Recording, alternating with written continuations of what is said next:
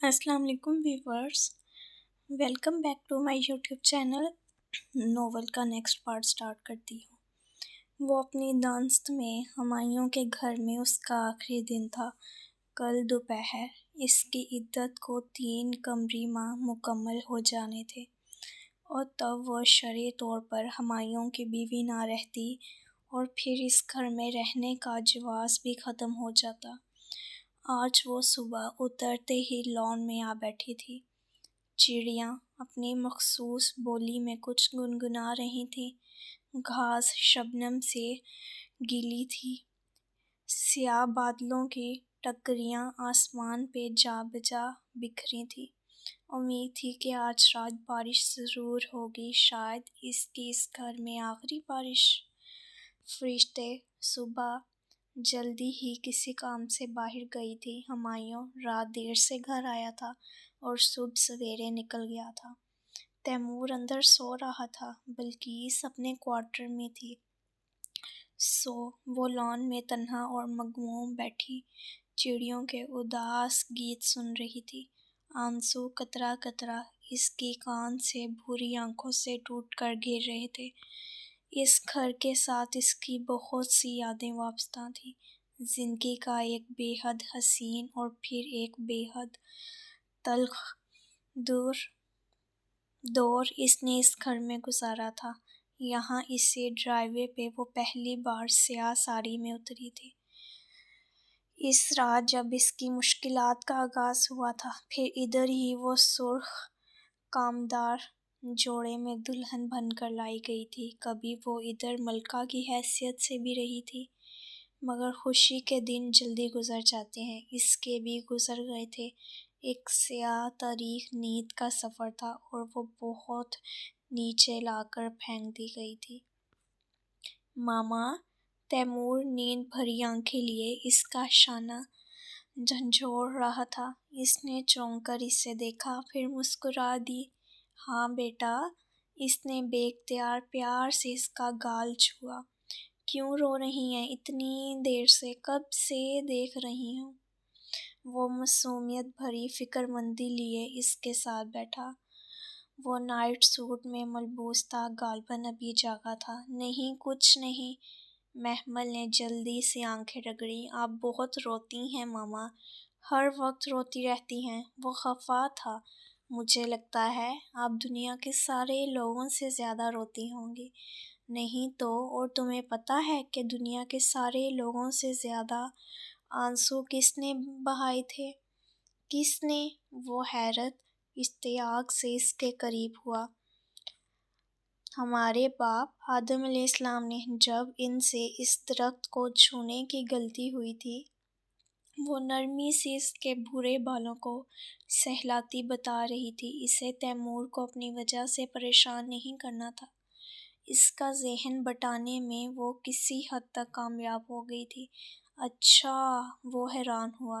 اور ان کے بعد داؤد علیہ السلام نے، جب اس سے ایک فیصلے میں ذرا سی کمی رہ گئی تھی، اور ان کے بعد اس نے گہری سانس لی۔ پتہ نہیں بیٹا، یہ تو اللہ بہتر جانتا ہے۔ آپ بھی بہت روتی ہو ماما، مگر آپ کو پتہ ہے آپ جیسی مدر کسی کی نہیں ہے، میرے کسی فرینڈ کی بھی نہیں، کوئی ٹیچر بھی نہیں۔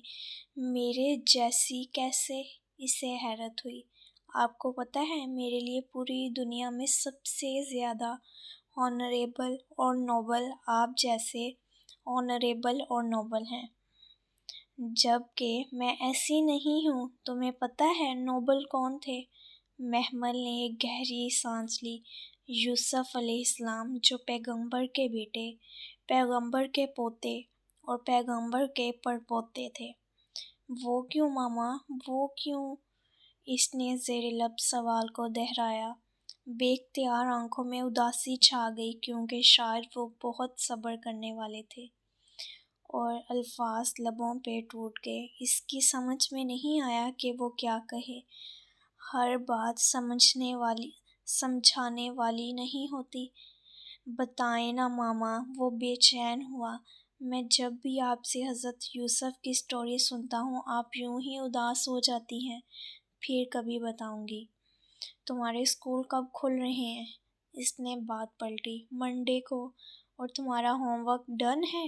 یہ باتیں چھوڑیں، مجھے پتہ ہے آپ اپسیٹ ہیں۔ کل آپ اور ڈیڈی ہمیشہ کے لیے الگ ہو جائیں گے، ہے نا؟ وہ ہتھیلیوں پہ چہرہ گہرائے اداسی سے بولا۔ ہاں، ہو تو جائیں گے۔ تم میرے ساتھ چلو گے یا ڈیڈی کے پاس رہو گے؟ اس نے خود کو بے پرواہ ظاہر کرنا چاہا۔ میں آپ کے ساتھ جاؤں گا، اس چڑیل کے ساتھ نہیں رہوں گا۔ مجھے پتہ ہے ڈیڈی فوراً شادی کر لیں گے۔ اسے شاید آرزو بہت بری لگتی تھی، وہ محمل کو اس پہ ترجیح دے رہا تھا۔ اسے یاد آیا ہمایوں نے کہا تھا وہ اس سے بہتر ہے، وہ مجھ سے بہتر ہے تیمور۔ وہ ہمایوں کی اس زہریلی بات کو یاد کر کے پھر سے دکھی ہو گئی۔ کون؟ تیمور کی سفید بلی بھاگتی ہوئی اس کے قدموں میں آ بیٹھی تھی۔ وہ جھک کر اسے اٹھانے لگا۔ آرزو بہت دفعہ سوچا تھا کہ بچے سے یہ معاملہ ڈسکس نہیں کرے گی، مگر رہ نہیں سکی۔ آرزو آنٹی، تیمور بلی کو بازوؤں میں اٹھا کر سیدھا ہوا۔ وہ جو آپ کی کزن ہیں جو ادھر آتی ہیں؟ ہاں وہی۔ وہ آپ سے اچھی تو نہیں؟ بالکل نہیں۔ وہ سوچ کر نفی میں سر ہلانے لگا۔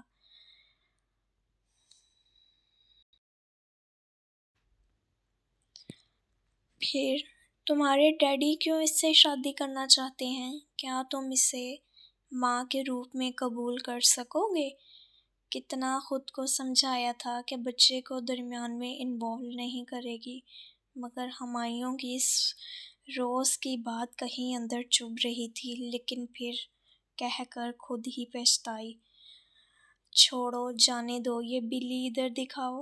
مگر تیمور الجھا سا اسے دیکھ رہا تھا۔ بلی ابھی تک اس کے بازوؤں میں تھی۔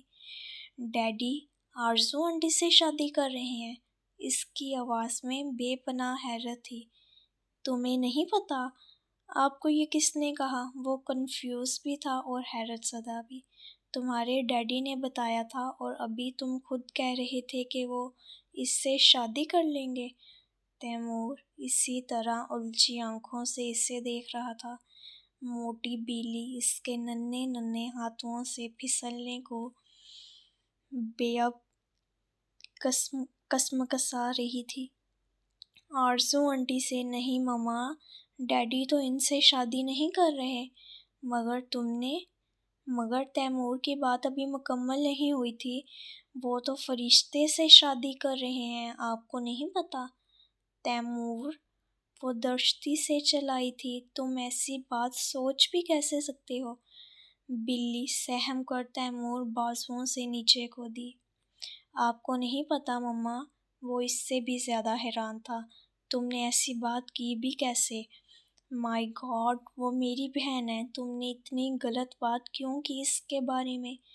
غصہ اس کے اندر سے ابلا تھا۔ وہ گمان بھی نہیں کر سکتی تھی تیمور ایسے کہہ سکتا ہے۔ ماما، آپ بے شک ڈیڈی سے پوچھ لیں، فرشتے سے پوچھ لیں، وہ دونوں شادی کر رہے ہیں۔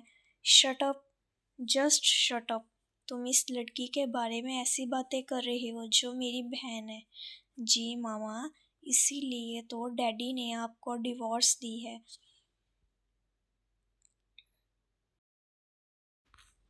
Because she is your sister, اور مسلم ایک ٹائم پہ دو سسٹرز سے شادی نہیں کر سکتے۔ محمل کا دماغ بھگ سے اڑ گیا۔ وہ شل سی بیٹھی رہ گئی۔